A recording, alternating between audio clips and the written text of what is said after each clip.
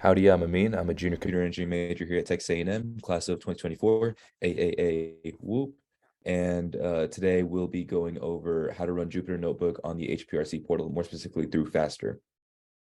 All right, so to begin this process, we'll have to go to the HPRC website, or if we can get to the HPRC portal, we'll go through there. Here, this is the link that we're going to go to, hprc.tamu.edu.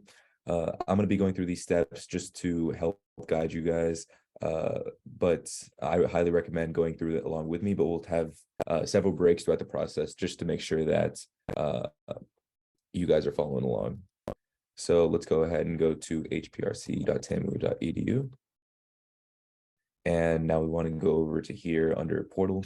Under portal, we go to Faster. Now I want to make this quick distinction. So there are two different portals. There's Faster Portal and there's Faster Portal Access. So to sign up for this meeting, you either use your TAMU Net ID if you're associated with A&M, or use your Access ID if you have access to HPRC through other means. So whatever system you use or whatever ID you use to get into this meeting, you want to use that same portal to get to the Jupyter Notebooks. So I'm going to go ahead and use my TAMU Net ID. So that means I'm going to go to this Faster portal. I'm going to sign in really quickly. Let me do my Duo.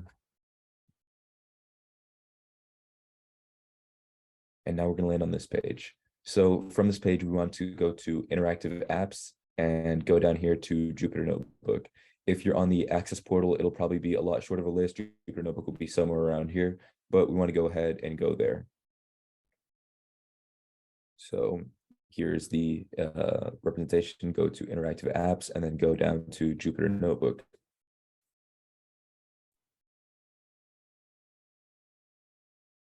Our next step is actually pressing on Jupyter Notebook, and it's going to bring up a dashboard that looks something like this. So let's hope we got there. So this is the dashboard that we create our notebook through. So let's dive into more specifically what everything on this dashboard does, or what's the use of every box. So these are the first three boxes. It'll ask us for what type of environment we want, the module that we want to select, and optional environments. So the type of environment, that is going to be one of these items from this list. So we create pre-created modules that already have all the different things that we suggest most people need, or say most people use. For this exercise, we're going to be using things that will work with this environment. But there's also alternatives if you want to use a virtual machine, or if you want to use Anaconda or separate containers. This is all up to you, but I recommend knowing a little bit more about these other types of environment before you dive in and use these. So for this practice, we're going to use the pre-created modules. Since it's loaded everything that we need, we're going to go to Python version 3.8.2. And we don't need to place any other additional environment. That's something more of to do with this module, virtual environments. So we'll go ahead and look through this. We have the pre-selected module, this one, and then Python 3.8.2. And we also have this optional environment left blank. Now on to the next part. So it's going to ask us how many hours we want to have this machine running, how many cores we want to use, how much memory we want to have up there, and what we're expected to do, or node type. So for this exercise, we only need 1 hour, since this is a 1 hour primer, and we won't be needing that much memory or that many cores, just since it's such a simple exercise. But in the future, if you're doing something more complicated or something that will need more resources, you can go ahead and up the memory up to 240, or you can up the cores to 64 cores. And since we're not doing any sort of graphics processing or anything throughout this, we're going to be doing simple calculations. CPU is all that we're going to need for now. So we're going to go back and go through. So for the Faster module, the minimum amount of memory that you can use is 3 gigabytes. If you're on Grace, it might be 2 or Terra, I believe, as well. And we're going to go with 1 core and 1 hour just because of this class. And we will only need to be using the CPU. And we will leave the account and the email blank. So we're going to go ahead and start the notebook. You're going to see it here. If you're following along, it's going to be blue for a second and just take a second to load. right here, it says your session is currently starting. So just be patient while that process is happening. Just make sure you hit the launch button when you're going to go ahead. So let's move on to the next step. So we've just started our session, and we're going to let it load. Once it's loaded and turned green, like here, we can go ahead and press connect to Jupyter. So that button's going to be right here, connect to Jupyter. One thing that I want to point out really quickly is the session ID. Just remember this link right here is blue. We'll come back to that later, okay?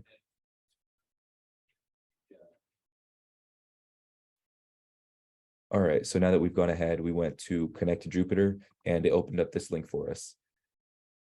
So this is what's happening right here. So we just opened up the Jupyter Notebook and we're able to create new notebooks if we wanted to. We're able to upload existing notebooks or access previous notebooks that exist.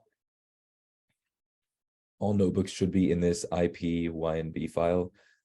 This is just the general Jupyter Notebook type of file, and we're using a Python environment. So this is going to be what we're going to be using. We'll be using Python 3. And the directory that just opened is our Scratch directory. So if you have any files that are here or any previous notebooks, this is just the general Scratch directory. So we're going to go ahead and open up a new notebook. We're going to go to new right here, press Python 3, and it's going to open up a notebook for us. All right, so we've gone ahead and opened up the new Jupyter Notebook. If we wanted to upload a previous notebook, we can go to upload right here. But since we don't have one that we're going to upload, we're just going to go ahead and make a new one, and we can proceed with all of our exercises from here. So we've opened up a new notebook. What's the next step? Really quickly, I want to mention when creating names for notebooks, this is right here, up here, it says Untitled. This is where we rename the notebook. Oftentimes, it's the most simplest if we just try to be as descriptive as possible, keep the letters in lowercase and use underscore to separate words. So we're going to say Jan 31 primer for this notebook, and it's going to go ahead and rename it. If we look back in our Scratch directory, it's right here, and it's been renamed automatically. So here are just some basics of how Jupyter Notebooks work. So Jupyter Notebooks contain cells. Instead of running a single file from an IDE or opening a Notepad file or a Notes app, it runs an instance of all of these in a separate cell. So you can have one thing of notes running in the first cell right here, and you can have something else running in the second cell. We'll go through that more in a second, but I just want to make that clear distinction that every cell sort of runs independently, and you can have them communicate with each other, but they are sort of independent parts. So we're going to go ahead and insert this cell below. Right here, you can see where it says insert. You go ahead and press that, and then you can insert a cell below or above, depending on what you need. And we just have a new cell placed here. So in Jupyter Notebooks, we can run Python commands. We can enter most Python things. As long as we import certain libraries, we can use those libraries in the notebook, but it's similar to just running a single Python file. And we're going to go ahead and try that really quickly. So you can see right here is the run button. So we're going to type something very simple, maybe print howdy world, and we can go ahead and press run, and it should compile. If we want to change this to something more like this, and there we go. We can just see this running or giving us a result from that one individual cell. And you can notice that other cells aren't affected by this. It just sort of contained into that one cell, sort of like it's running in its own file. Okay, so in the notebook, you have kernels that are running every Python operation. And as with most IDEs, you're able to stop the kernel from whatever it's processing, whatever it's running. You're able to restart it. You can restart and clear output, restart and run all, reconnect, shut down, and change kernels. So we're going to go ahead and try this try this in the Jupyter Notebook. We're going to have another kernel right here, just something easy. Let's say print 5 times 5. So we can press run, and you're going to see both of them are going to work. If you open your kernel, you can say restart and run all, restart and clear output, or just restart or reconnect or shut down. These two will shut down your entire IDE, so be careful when using these. And one thing I did want to highlight, the usefulness of this can be shown in if you have some sort of processing environment or something that will take a long time, you can always stop it. So if I go ahead and do something like this, so this is just a very basic command to make the IDE or the terminal wait for, I think it's 10,000 seconds just before running this. And that's an example of something that would take a while to run. So we can just go ahead, open the kernel and press interrupt. And it's going to stop that just in case we have something that might take up too much computational power, or there's a bug that we wanted to fix. You can do that, and then you can go ahead and modify it and then run it again. And it's going to give us whatever we wanted. All right. So here's a little bit more about what you can do in Jupyter Notebook. So we've gone over what you can do with Python. Now you're also able to write in Markdown, which is a separate sort of language or separate sort of way of writing down text. Instead of having it execute something, it's just going to display text and make it more beautiful, as it says here. So an example of this, we opened a new cell and we made it into Markdown. So you can go ahead and type anything in here, and it's just going to print out the way it's written in this. So here's an example. We have Howdy World, and it just writes Howdy World. In case you wanted to leave notes or whatever other sort of method, you can just have it print out whatever you wanted. Now, you're also able to change how the text looks using Markdown. So there's a lot of options in Markdown. You can have line breaks. You can make things underline or bold or italicized. You can make headers or titles for this sort of thing. And here I can show you how to do some here. So if we wanted to make a title out of Howdy World, we can just press, sorry about that. We can go ahead and press this hashtag or the pound key, and it's going to go ahead and make anything we type after a title. So now we say Howdy World and we run it. Make sure you switch to Markdown. That's an example of what happens. And just like that, it makes it into a title. Or if we look at this key, we can make it into bold with 2 stars, italicized with 1 star. Let's just show an example of that very quickly. So with 2 stars, we can say, welcome to HPRC, and it's going to make that text bold. Okay, so here's just a little bit more that you can do with Markdown in Jupyter Notebook. You can have different math equations. Here's an example of one. You can also make it so there's fractions or decimals or cross product, whatever you're trying to implement. You can normally just Google those or find a quick cheat sheet on how to use Markdown. But we're going to go ahead and create something like that. So to create the square root of k, we want $/ square root k. So let's go ahead and make that $/ square root k. And since we want to do this in Markdown, we want to change the cell type into Markdown. And if we press run, it gives us what we wanted. And then here's also some more that you can do with Markdown. You can embed code if you're trying to describe what's happening. So it's just 3 of these colons, and then or 3 quotation marks followed by whatever language you're trying to write in, and it'll color these words just to make it seem like it's written in that code or written in that language, but it won't run whatever is written down. So here's just an example. If we want to have, let me change this to Markdown again, just so we can see it actively work.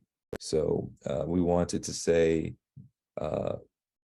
print welcome to HPRC. And, oh, sorry, I pressed enter too soon. And we want to close the embedded code quotation marks, and then we can go ahead and describe it. So we can say prints uh, welcome to HPRC. So this right here is just straight text. It's just going to print this out. And this is the embedded code. So it's going to change the colors of this to make it look like it is code, but it's not going to actually do anything. So we can go ahead and run this. And just like that, it says print welcome to HPRC, but it doesn't actually run the command like it does up here. All right. And now we're going to go back, take a step back, and look at the File Explorer just to show what you can do over here. So to find the File Explorer, we want to go back to the on-demand dashboard. We went to hprc.tamu.edu, we go to portal, and then we go to our system of choice, and make sure you remember either to use faster through A&M or faster through Access and where you're checking it. So we're going to go to our on-demand dashboard, as it says here. We go to files, and it's going to show us our directories, and it'll let us look at our Jupyter notebooks. It'll let us look at other files or logs for the Jupyter notebook. So we're going to go ahead and press files, and we're going to go to Scratch. So if we look on this directory, we can see the thing that I just made. It's right here, Jan 31st primer, and it tells you the time and date that one was made. We can also upload or download Jupyter Notebooks if we want to send it to someone, or if we have received a Jupyter Notebook from another machine or another user and we want to upload it to our system. So now we're going to have another exercise. We're going to go through the log files. So if your Jupyter Notebook isn't working and you want to come and contact us, this is how you find information on what actually went wrong. And you can either look through this information or you can send it to us, and we'll try to help you as best we can. So to get to these log files, you want to go to Scratch and then On Demand, and then Data, Sys. We'll go through that step by step, but we have our Scratch directory open right here, and we go to On Demand. We want to make sure it's the On Demand that we are actually using. So right now it's going to be On Demand Faster just for our system. And then Data, Sys. A lot of these only have one, but sometimes they can have more. So I'd recommend just keeping a picture of this or this file path copied down somewhere in case you want to access it. There's also another way to access, but I'll show you that in a second. So we're going to go through, we're at Batch Connect right now, and then we're going to go Sys, Jupyter, and then Output. So we're at Batch Connect, we go to Sys, Jupyter, and then we can see our output. Now, if we go back to the Jupyter notebook that we created earlier, this was from when we pressed interactive apps, and then we scroll down to Jupyter Notebook. That's what this page is. We go to My Interactive Sessions, and it's going to show us sessions that are actively loading. Right here, we can see our session ID right here. And if we look back in this folder, it's going to show the logs of that one session. So that's how you find your log files through the Scratch directory. We can go to Output, and if you look in the bottom of your output file, you're going to see timestamps. You're going to see a general message of what was happening, and if something goes wrong, there's probably going to be an error here, and this is where you can start looking to debug that error. So just again, here's the directory. You go to your Scratch and then user, you go through all of these, and then you end up at output, and you go to the output file to find that information. I'm going to go ahead and show you a really quick shortcut that will take you straight to that folder without needing to go to your Scratch directory or all the other paths. So if you press session ID, like I mentioned earlier, you press this and it's going to take you straight to your folder with all the logs, with output, with anything else that you need to debug your system or check on the history of what you've done. All right. So whenever you are done with running your program, you want to go ahead and close your Jupyter Notebook. You want to make sure to quit it. I'll show you where that button is. But if you do forget to quit, it will be left running in the background and it will be using up your SUs. So you want to make sure not to leave it running.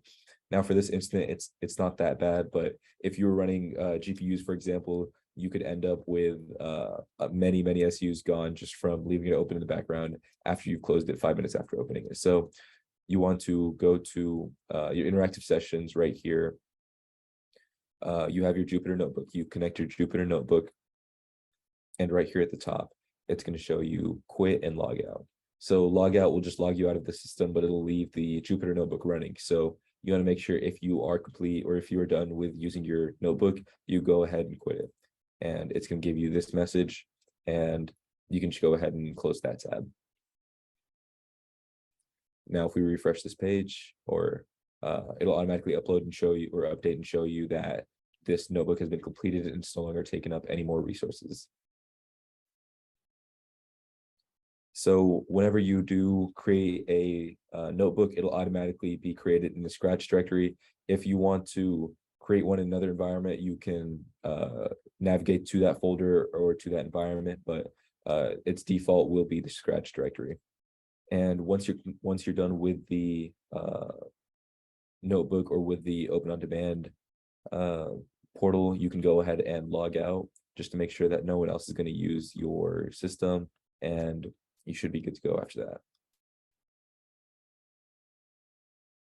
After that, you can go ahead and close any other tabs. All of these will no longer be active, so it's going to ask us to log in again. Might as well go ahead and close it.